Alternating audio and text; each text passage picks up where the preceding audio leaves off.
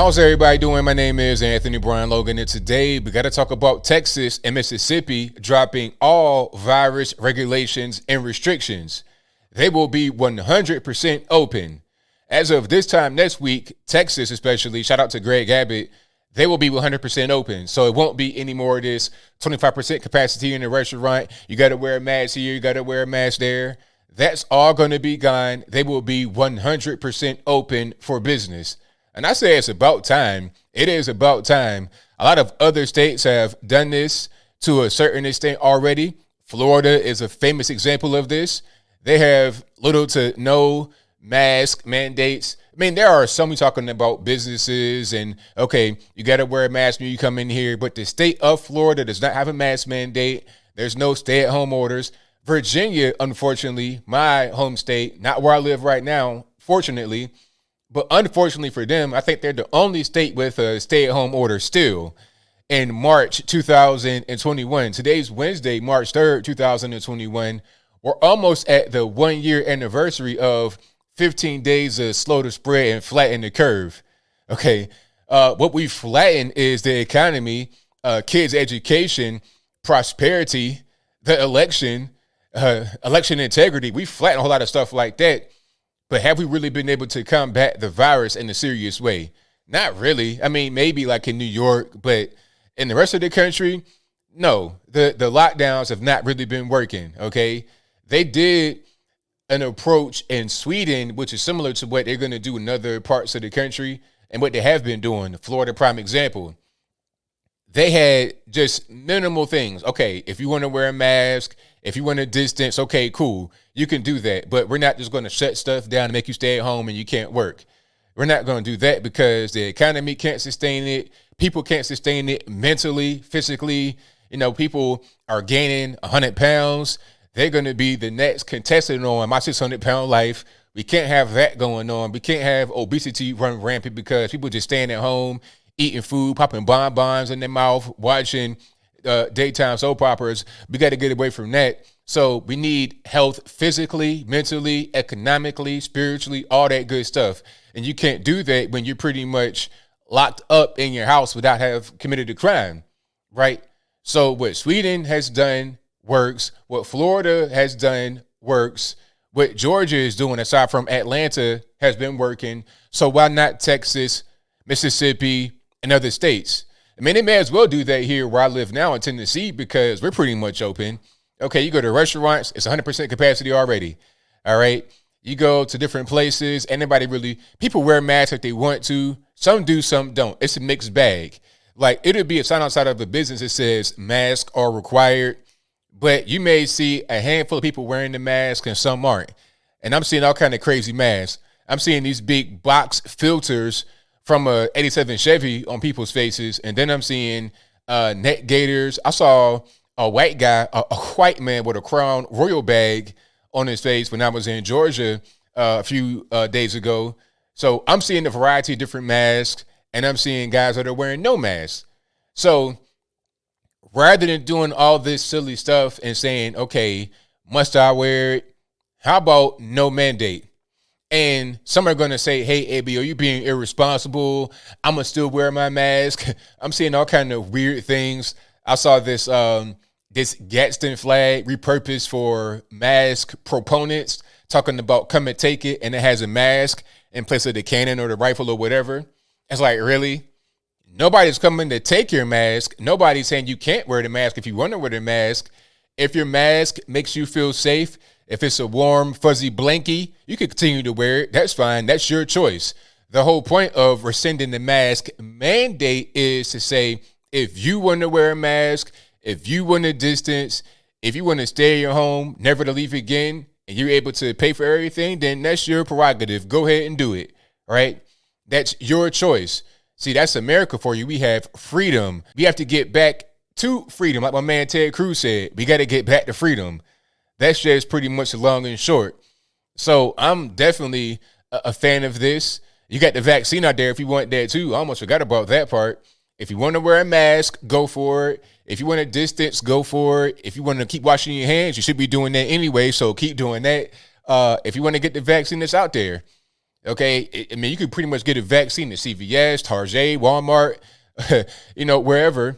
I'm not a fan of the vaccine personally. That's just me. But see, like I said, we live in America. We have freedom. We're almost at the 1 year mark of 15 days of slow the spread and flatten the curve. Now, do we want to go another year like this? I saw some guy on CNN talking about we should do this every winter, socially distance and wear a mask and quarantine to prevent the flu. It's like, look, man, we can't just live in the bubble because we're afraid of the outside world. That's not how that works, all right? That's like saying don't drive your car because you could get in the wreck and die. That's like saying don't get on a plane because it could crash. I mean, life is full of risks, and there's risks even staying at home. You can have a wild coyote jump through your bedroom window and chew you up at night. You just going to not sleep or not live in the house? Or, I mean, come on. We can't just be scaredy cats and cowards here. At a certain point, we know what the virus is that's out there. We know who it affects. We know how it spreads. We know all these things. So we could take measures to protect ourselves against it, to prevent from getting it. We could take the measures ourselves, but we don't need big daddy government coming in and saying, hey, you can't do X, Y, and Z because I feel like it's the best thing for you. How about I live my life as an adult? And if you got kids out there, if you're a parent, you run your household how you see fit. As long as you're not, beating your kids up or nothing like that, then what's the problem? Right? What is the issue? And we know that kids don't really get the virus and pass away. We know that if you are morbidly obese, the disease can attack you more than anybody else. So if you're 1,000 pounds, go ahead and lose about 500 of that. Matter of fact, make it 700. Make it even 700.